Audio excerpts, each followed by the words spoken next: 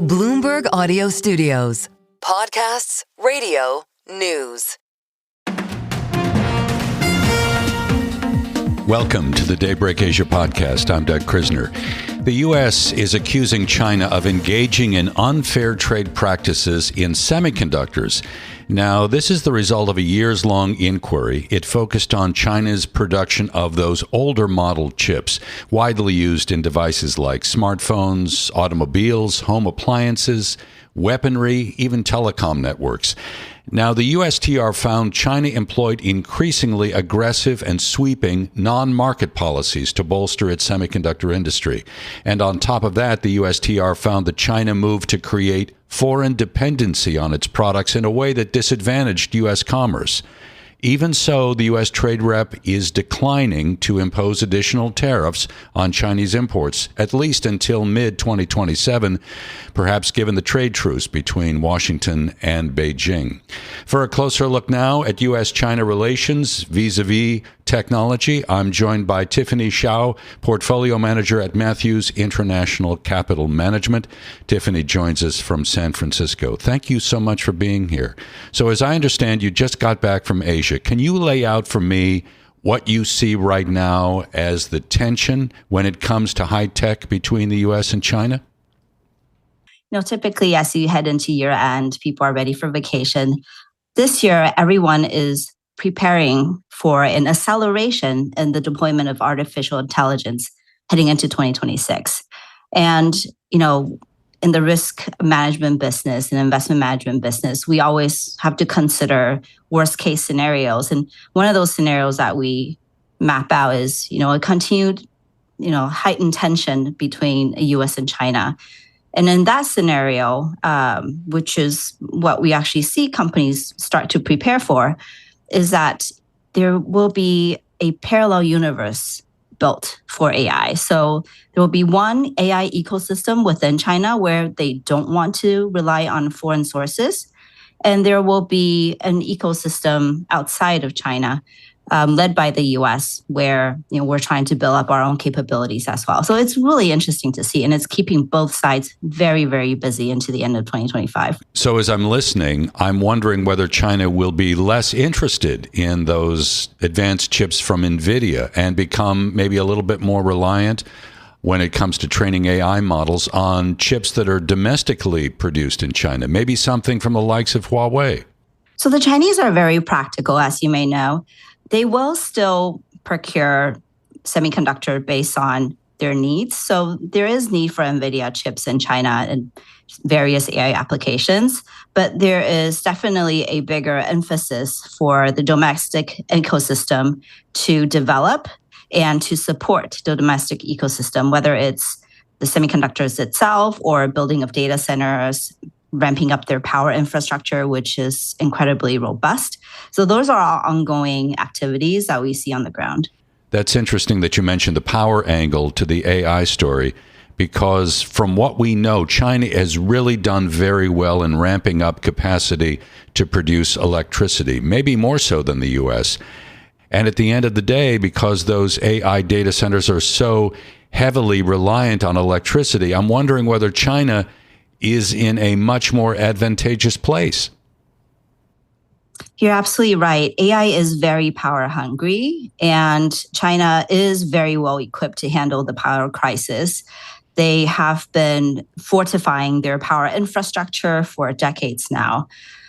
So that's also an opportunity for outside of China, for our companies in Asia that actually are now helping the U.S. fortify its power infrastructure. So we see opportunities across Asia that really help both sides of the AI race. In the early part of the trade tension story between the U.S. and China, the U.S. was trying to limit Chinese access to technology from other countries, whether it was Japan or South Korea. I'm thinking of also ASML in the Netherlands. Is this something that China has been able to kind of work around or compensate for? Absolutely. So they have figured out ways to do more with less. And that means, they are using lagging edge technology. So typically around 2 nodes behind the world leader, which is TSMC in Taiwan, but using more creative ways of linking together these lagging edge chips. So that's where we see opportunity, for example, in optical communications. So if your chips are slower, well, you link them up into a bigger chip, and through optical communication, it would communicate faster than copper, which is what NVIDIA predominantly uses at this moment. I'm going to change gears and talk a little bit about robotics. I'm curious to get your take on what you saw when you were in Asia relative to the robotics industry. Yeah, so robotics, what we often joke about is that in China, we call it a Red Sea industry, meaning it has already gone through a cycle where now there's over competition. There are thousands of suppliers, and you see, like it was in China earlier this year, also just for personal vacation. And when you stay in a hotel room, you just talk to the room to tell it you need food, and a robot actually shows up and delivers your food. So they're at that level, which is unimaginable here in the U.S. So I would say, in a lot of areas within robotics, the U.S. is lagging behind. But there's opportunity for the U.S. to catch up. But it has to go hand in hand with the reestablishment of the manufacturing base, because that's going to be a more reliable way for U.S. companies to, trial and error and, fortify their product line. Is there any concern in Asia about certain parts of the AI trade being overextended? I hesitate to use the term bubble, but that's been thrown around for the last several months. Lately, it seems like it's no longer really relevant because the market is continuing to move higher. But is there concern here that some of these stock prices are overextended? Absolutely. I think, in every stage of a large secular growth trend, as people always say, people underestimate the long term, but overestimate the short term. And I think in parts of the technology ecosystem, you do see that, right? And, I often tell investors that we've never seen a brand new technology ramp up at this scale with this speed. So, the U.S., just the U.S. cloud service providers alone in 2026, we estimate they will spend about $600 billion US. That's about the same size of the entire handset ecosystem, which took decades to build up and now ships 1.3 billion units a year. So you created a brand new tech industry within 2.5 years that basically is the same size as the largest technology product that we had known prior to AI. So at that speed, you're going to create a lot of shortages, a lot of artificial demand because people are trying to double book. So I actually think that, if the whole industry just slows down and we actually do things properly, that might be a healthier outcome. So from that standpoint, I think, slower is better. And we'll eventually get to the type of AI that we think will be very productive. So you have an interesting perspective, vast experience in Asia, and your home base is San Francisco. Can you quickly compare and contrast what you're seeing in Silicon Valley versus China as it relates to some of these advanced technologies? Yeah, I think, the most interesting part is in AI that we've been discussing. So the US companies have a very grandiose goal of creating artificial general intelligence. Whereas in China and across most of Asia, they're just trying to infuse AI and using AI as a way to boost productivity and solve one problem at a time.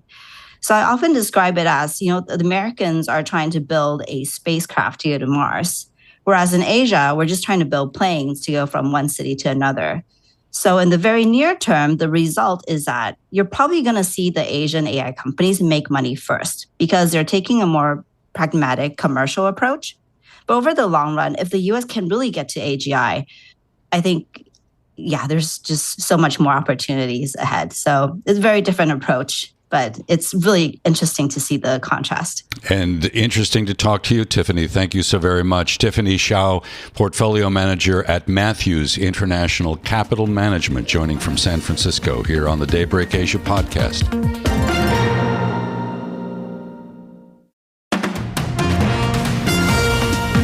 Welcome back to the Daybreak Asia podcast. I'm Doug Krisner.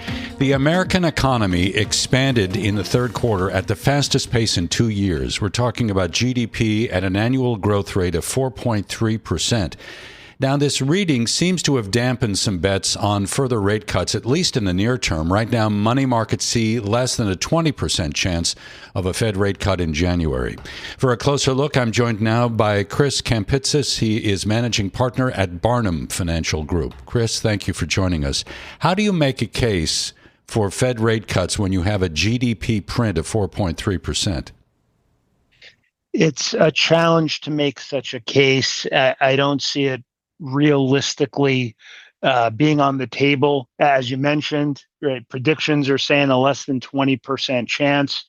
It would be extremely accommodative and potentially inflationary to cut further with that type of unexpected GDP growth. And yet, at the same time today, we have President Trump in a post on social media saying that he expects his Fed chair to lower rates even if the economy and the markets are doing well. And anyone who disagrees with the president will never be Fed chairman.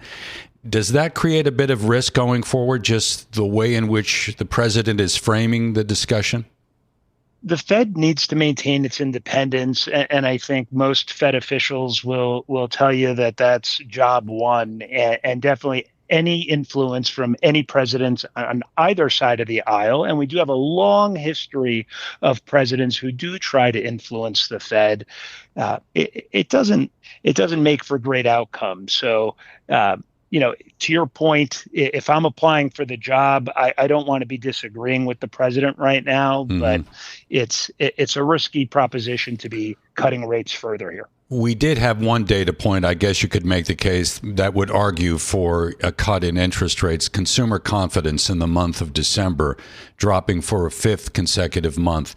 We've talked a lot about this K-shaped economy. Is that really what we're trying to kind of wrap our arms around, that we essentially have a bifurcated situation? It most certainly is. The economy, in effect, becomes a tale of two cities, and you have what's very interesting is increased with the latest labor numbers, increased participation in the labor market, which it caused the unemployment rate to go up. However, I think that is actually a good sign. We're seeing more people looking to return to work, looking to get employed. And I think that's really important. Consumer confidence historically has been a bit of a contrarian indicator. When it goes low, you tend to see strong economic numbers in the months to follow. So I'm actually not completely concerned about that reading. If you look at what happened today in the precious metals market, we had gold and silver prices rising to fresh all-time highs. A lot of this seems to be tied to the narrative on more rate cuts from the Fed. It looks as though the precious metals market is a little concerned about inflation. Is that one way in which to read this? I think you can view precious metals as, in essence, a potential canary in the coal mine. It's telling you that, yes, there's concern around inflation, and there's concern around the economy that is starting to build in the months and quarters ahead. Give me some specifics. What are you looking at right now in order to make that conclusion? We have a situation where the consumer has been extremely resilient. It's spending, I think consumer spending was up 3.5%. Business investment, relatively strong, up about 2.8%. And corporate profits have been strong. So that's the bull case. That's the thinking that despite tariffs, despite concerns around stock valuations, despite concerns around unemployment, the market and the underlying economy are healthy. On the flip side of that coin, you're seeing a situation where unemployment is ticking up. We're seeing that bifurcation starting to occur in the economy. I think the retail data that comes out this holiday season is going to be very, very critical as to just how resilient the consumer is on a go-forward basis as we enter into 2026. And then ultimately, we have to pay close attention to what's happening with inflation, because on the bottom end of that bifurcated economy, what you're seeing is, consumers are telling us things are just getting too expensive. Debt levels are increasing, and there's a lot of concern around that as well. So everything that you believe right now in terms of what you've just kind of captured there, how is that leading you to create a strategy for markets in 2026? We're taking a barbell approach because we understand that ultimately technology, artificial intelligence, that's going to be tremendously expansive, but most certainly not in a straight line. We anticipate that sector, which is obviously driving the top of the market, to be more volatile than ever as more and more investors are looking for a reason to sell rather than a reason to buy. And you see that with the last couple set of earnings on the, each quarter, where stocks have reacted really negatively despite really positive earnings reports out of these tech companies. On the flip side of the coin, you're seeing some increase to the breadth of the overall market, where sectors that have been out of favor for a really long time, healthcare, consumer staples, they're starting to show signs of strength and begin to show some momentum. So we want to play both value, still participate in growth, but not quite as much in terms of the overall portfolio allocation as in 2025. And we want to have some dry powder to be able to buy those dips, because there will certainly be dips. We know that going in. There's never been a year where there hasn't been ups and downs. And so cash on the sidelines is critical. And we're seeing that a lot over these last couple days. There's been an increase in tax loss harvesting in stocks that have underperformed this year being sold. And we're seeing cash on the sidelines increasing a little bit. I think that's a wise move as we head into the new year. What about increasing your exposure to markets offshore, particularly in Asia? Does that seem to make sense at this point? I like Asia, absolutely. I also think there's a lot to like with Europe. When we think about Europe, the valuations of their equity markets, stocks are cheaper. Also, they're more aggressively cutting rates. The governments there are spending more as they feel like they can rely less on the other global superpowers, and the dollar's weaker. So there's a lot to like about international markets in general. In particular, we like Europe quite a bit. I'm wondering about opportunities in the bond market. If you're somewhat defensive and you want to be protected in some way, is the bond market a good option right now? If you believe ultimately that in 2026, interest rates are going to ultimately be lower rather than higher, it tends to lead to say, hey, well, maybe parking some money in bonds makes sense. You want high credit quality government bonds. I don't think you want to be taking tremendous amount of credit exposure here. We're starting to see cracks in the private credit story as an example of that. So high yield is going to be a little bit riskier, but quality credit, quality bonds, a potential increase to the allocation. That being said, the idea of when stocks go down, bonds go up, that equation is not quite as true as it used to be historically. At least it hasn't been over the last decade. So I'm not so sure that one is a certainty when the other happens going forward. Can you give me a call that you would make for the new year that may be a little counterintuitive? A call that I would make for the new year that would be a little counterintuitive would be, number one, gold and precious metals may be a little bit overpriced here. And number two, you might want to really consider taking some of those tech profits off of the table, but not being afraid to go back in when you see prices adjust. Chris, we'll leave it there. Thank you so very much. Chris Kampitsis, he is managing partner at Barnum Financial Group, joining us here on the Daybreak Asia podcast. Thanks for listening to today's episode of the Bloomberg Daybreak Asia Edition podcast. Each weekday, we look at the stories shaping markets, finance, and geopolitics in the Asia Pacific. You can find us on Apple, Spotify, the Bloomberg Podcast YouTube channel, or anywhere else you listen. Join us again tomorrow for insight on the market moves from Hong Kong to Singapore and Australia. I'm Doug Krisner, and this is Bloomberg.